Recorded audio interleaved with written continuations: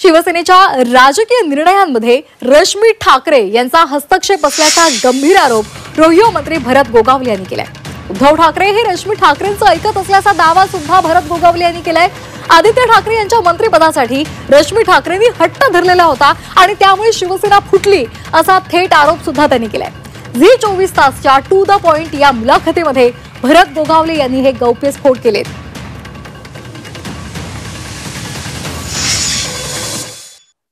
आणि बाळासाहेबांनी महासाहेबांचं कधी ऐकलं नाही, स्वतः निर्णय घेऊन सांगायचे। म्हणजे बाळासाहेबांनी महासाहेबांचं ऐकलं नाही म्हणजे उद्धव ठाकरे कोणाचं ऐकतात? आता हे काय सांगायला पाहिजे तुम्हाला? तुम्ही सांगितलं, तुम्ही असं नका, या वाक्याला तुम्ही अर्थ आहे म्हणून तुम्ही सांगा।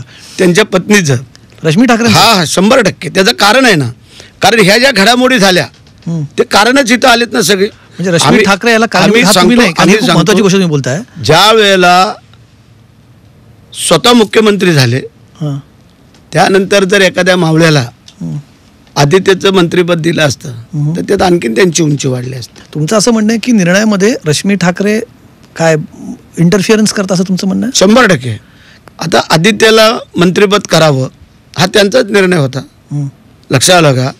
आमचा एक अजून मावळा जो काय जीवाला जीव देणारे होते बाळासाहेबांच्या तेव्हापासून, त्यातला एक मावळा तयार झाला असता त्याच्यात।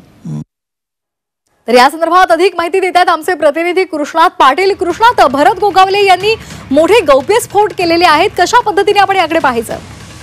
अद्याप शिवसेना ठाकरे गटाकडून यावर प्रतिक्रिया आली नसली तरी नक्कीच या संदर्भातला जो खुलासा आहे तो ठाकरे गटाच्या वतीनं केला जाईल। परंतु यामध्ये वारंवार या संदर्भातले आरोप हे यापूर्वी कुजबुजीत केले जात होते, कारण जेव्हा उद्धव ठाकरे हे मुख्यमंत्रीपद विराजमान झाले त्यामागे देखील रश्मी ठाकरे यांच्या हट्टामुळेच ते मुख्यमंत्रीपदी आले। त्यानंतर आदित्य ठाकरेंना देखील मंत्रिपद करावं लागले। अशा प्रकारच्या चर्चा ज्या आहेत त्या पडद्यामागे होतच होत्या, परंतु थेटपणे आरोप अशा प्रकारे पहिल्यांदाच रश्मी ठाकरे यांच्यावर झालेले आहेत। कारण महिला आघाडीच्या संदर्भातले अनेक निर्णय हे रश्मी ठाकरे घेत असतात हे आतापर्यंत माहीत होतं, परंतु थेटपणे कधीच राजकारणात किंवा कुठल्याही स्टेजवरती आल्या नाहीत किंवा भाषण वगैरे केलेलं नाही। परंतु पडद्यामागे मात्र त्यांची भूमिका एक कायमच राहिलेली आहे, एक सल्लागाराची भूमिका राहिली आहे। परंतु उद्धव ठाकरे त्यांचं ऐकतात अशा प्रकारचा गौप्यस्फोट मंत्री गोगावले यांनी केल्यानंतर मात्र आता शिवसेना ठाकरे गटाकडून या संदर्भात नेमक्या काय प्रतिक्रिया येतात